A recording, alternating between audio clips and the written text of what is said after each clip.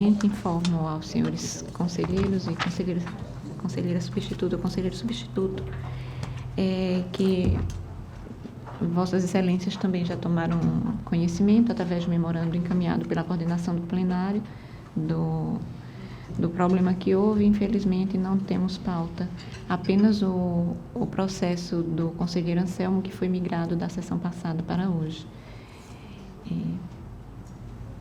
E a palavra está facultada. Neste momento, não havendo quem queira fazer uso da mesma, passamos para a ordem do dia e para relatar a conselheira Anselmo.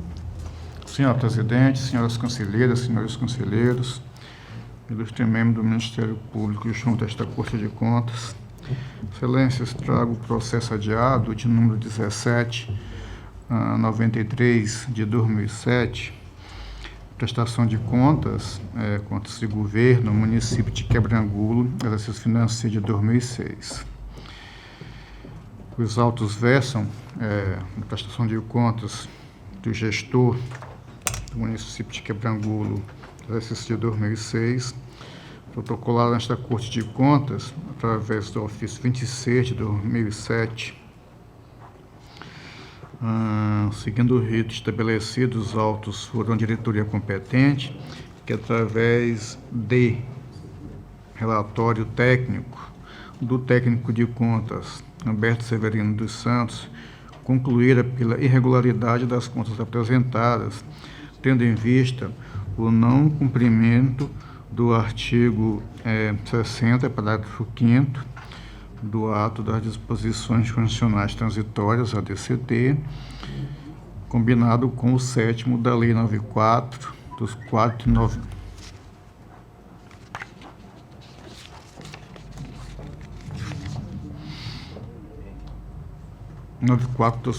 de 96, Fundef. Os autos foram ao nosso gabinete e constatou-se a ausência de documentos exigidos, não legais, com a necessidade de elucidar pontos relevantes, fato que motivou a realização de diligências externas levadas ao pleno em 14 de março do corrente, para que o gestor apresentasse as suas manifestações, defesas ou encaminhasse a documentação obrigatória. Contudo, até o momento, não foi autuada nesta Corte quaisquer manifestações, por assim dizer, do interessado, o responsável. Importante destacar também que, conforme o relatório da diretoria competente, não foi realizada a auditoria, aqui apelidada de inspeção em loco, no exercício em apreço. Desta forma, Excelências, já venho para análise dos autos. Com relação aos instrumentos de planejamento e programação, o PPA para os anos de 2006 a 2009, assim como a LDO para o ano de 2006, elas não foram encaminhadas a esta Corte de Contas, inclusive tendo sido feita pesquisa no sistema integrado modular desta Casa. Sim, fato este que evidentemente atenta contra os normativos que regem a matéria, especialmente a resolução normativa desta Casa 2 de 2003. A Lei Municipal, LOA, para o ano de 2006, 554 de 2005, estima a receita e fixa a despesa no montante de cerca de 16 milhões, ao tempo em que seu artigo 5º autoriza o chefe do Executivo a abrir créditos adicionais suplementares até o limite de 40% da receita prevista. Observe-se ainda que o seu artigo 6º permite a realização de remanejamento, prática que atenta contra a regra contida no artigo 65, parágrafo 8º da Constituição Republicana de 88, que dispõe da seguinte maneira, que a lei orçamentária ela não deverá ter dispositivos estranhos à previsão de receita e a fixação de despesas, com exceção unicamente da abertura de créditos suplementares, créditos adicionais suplementares e contratação de operações de crédito. Com relação à execução orçamentária, financeira e patrimonial,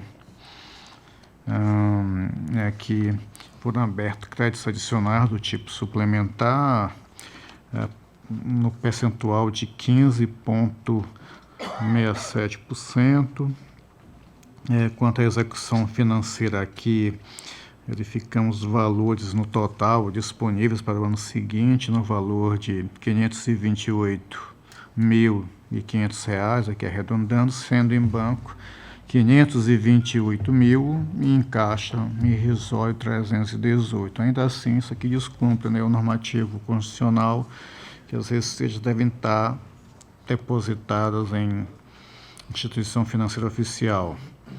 E com relação à questão dos depósitos em banco, há algumas contas do Banco do Brasil de depósito judicial, inclusive, em que os extratos não vieram a comprovar o que foi escriturado.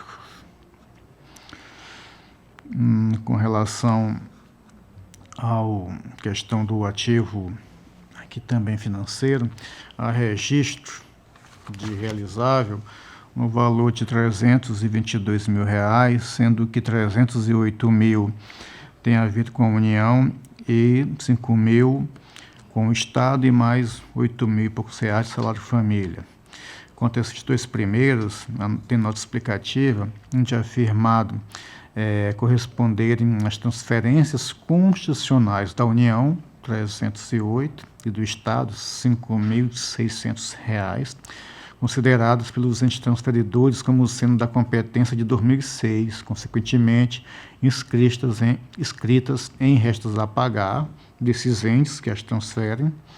Assim sendo, para efeito de consolidação geral das contas da União, necessário se faz que os citados valores constem como crédito ou com crédito da Prefeitura, sendo revertidos com lançamentos de janeiro de 2007, embora sem ter nenhuma incorporação fática desse valor a receber.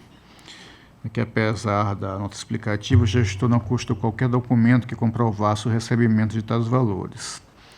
Também com relação aqui ao salário de família aqui retido, também não consta nenhuma informação indiciária a respeito, apenas o valor contabilizado. No final de 2006, o município possuía compromisso de longo prazo no valor de R$ 1.340.000. Nos autos também não há quaisquer documentação que comprovem, ou mesmo indiciária, dos pagamentos realizados. Para o INSS, 57.100, para o FGTS, 75.000. Em regra, até estranho isso, porque o INSS sempre é maior que o FGTS. E precatórios, cerca de 33.000. Também, quanto aos dois primeiros, previdência privada, por assim dizer, não a pública, FGTS, houve também contabilização de cancelamento de cerca de 407.000. INSS e 118.000 FGTS, sem constar nos atos qualquer informação a respeito dessa situação. Quanto aos precatórios, o gestor, apesar de parecer contraditório, não é pela questão de efeitos cronológicos, o gestor não identificou os beneficiários de pagamentos de sentenças judiciais para fins de observância da ordem cronológica, com fulcro no que determinam os artigos 100 da Constituição Federal e 10 da Lei Complementar 101 de 2000. Na verdade, até isso aqui, essa indicação é obrigatória para que haja a transparência e também haja a observância da ordem cronológica. Com relação aos limites constitucionais e legais, o município cumpriu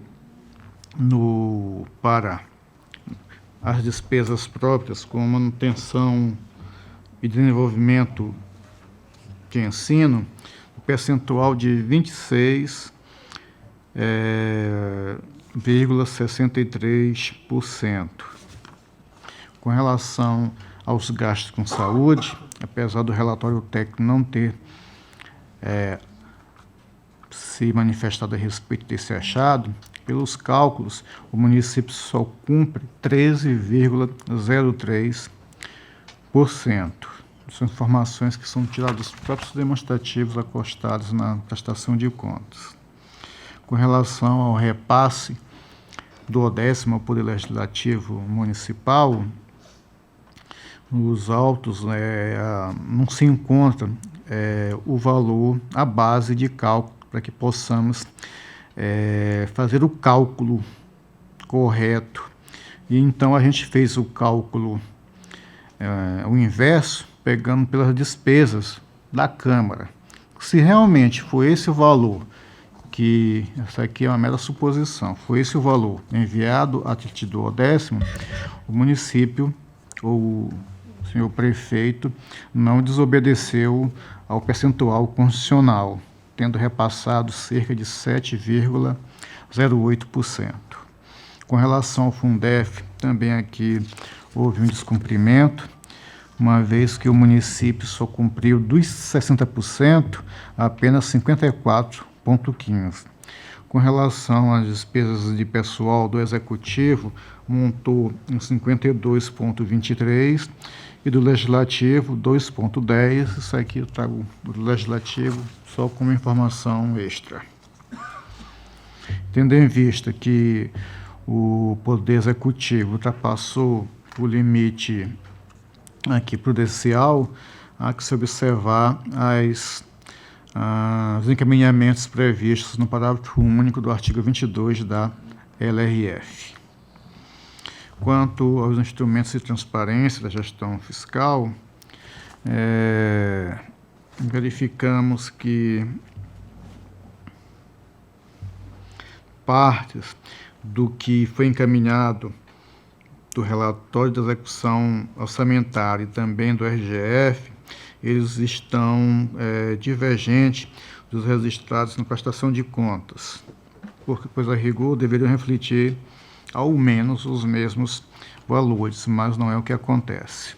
Isso aqui, eu acho que todos já se depararam com isso, que às vezes uma única informação que deveria ser o mesmo valor, nós encontramos em 3, 4, às vezes 5 fontes valores diferentes. Aqui é enviada para o tribunal mensalmente, aqui é enviada para o SICAP, aqui é enviada para a STN, aqui vem na prestação de contas quando há a consolidação, e isso nós observamos aqui com relação a partes, não integralmente falando, mas a partes do REL e do RGF.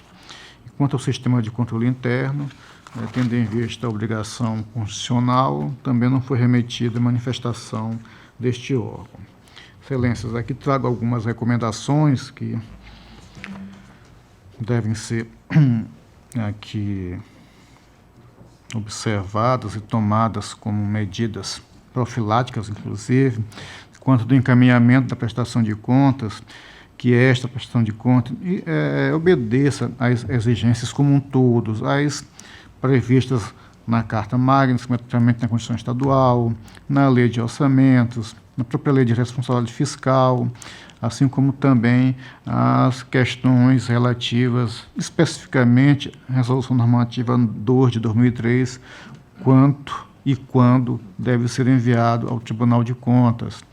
Também, quando da elaboração da lei orçamentária, obedeça-se aos preceptivos constitucionais, sobretudo o disposto no artigo 65, parágrafo 8º da Constituição de 88, que veda a matéria estranha à receita e à despesa nesta lei, que quando da contabilização de valores relevantes e que impactam diretamente no patrimônio ou endividamento do município, encaminha essa documentação comprobatória, pelo menos aqui de forma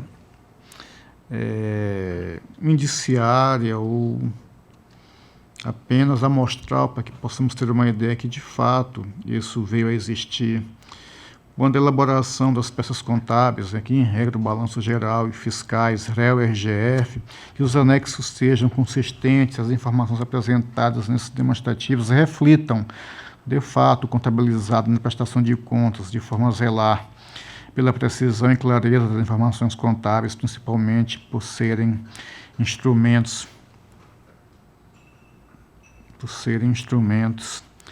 de transparência da gestão, adotar providências quanto às manifestações formais do controle interno, quando da prestação de contas, dentre outras competências que são deste setor.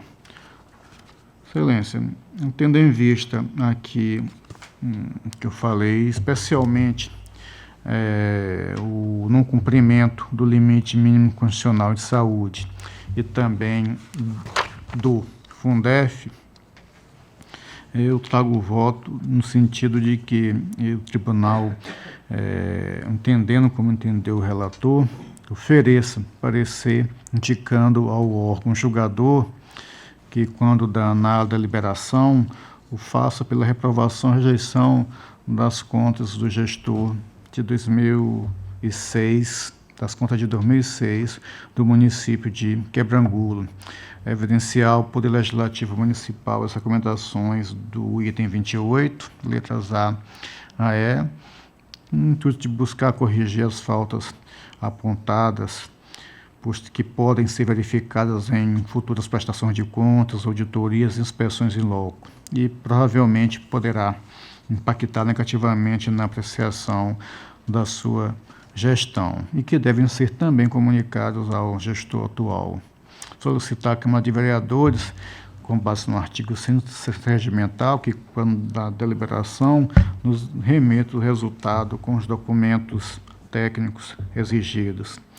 Solicitar, independente do julgamento a ser feito pelo Poder Legislativo Municipal, que seja instaurado procedimento apropriado de competência da Corte, tendente a verificar as ocorrências descritas nos itens 12, 14, 15 e 16 deste parecer,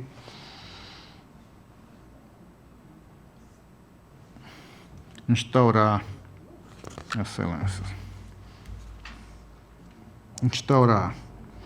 processo de sancionamento ao gestor aqui epigrafado em decorrência do descumprimento de diligência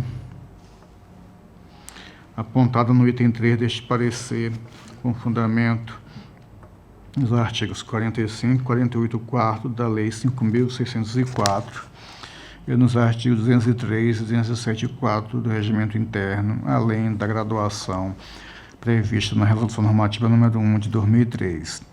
Emitir cópia deste parecer ao gestor, com AR, para que, de forma a não haver dúvida da sua cientificação, informá-lo da possibilidade de recursal conforme a lei orgânica, publicar a decisão no Diário Oficial Eletrônico, em atendimento aos artigos 3º a 5º da Lei Estadual 7.300 de 2011, retornar o processo ao gabinete do relator após o cumprimento dos dispositivos acima para outras medidas que sejam, se fizerem necessárias.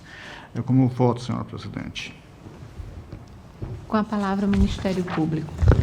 Senhora presidente, trata-se de processo de prestação de contas anterior ao exercício de 2010 e, conforme deliberado por esta Corte, nesses processos não há manifestação do Ministério Público.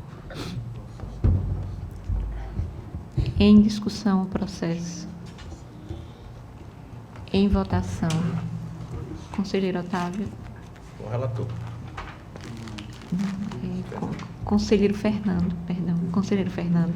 Senhor presidente, respeitando o trabalho feito pelo relator e não tendo aqui visto o contraditório, nem mesmo na sustentação oral da possibilidade de defesa, e reforçando, como disse, o trabalho realizado pelo relator, acompanho. Conselheira substituta, doutora Raquel. Conselheiro substituto, doutor Alberto. Acompanho o relator. Conselheiro Otávio já. Acompanho o relator. Conselheira Maria Cleide. Acompanho o relator, senhora presidente. Aprovado. Excelência, então, por hoje, a pauta adiada é só. Muito obrigado. Encerrada a ordem do dia, passamos às explicações pessoais, facultando a palavra às senhoras conselheiras, aos senhores conselheiros, ao Ministério Público, para querendo fazer uso. Não havendo quem queira fazer uso da palavra neste momento, encerramos a sessão. Em nome de Deus, convocando-os para a próxima no horário regimental. Está encerrada a sessão.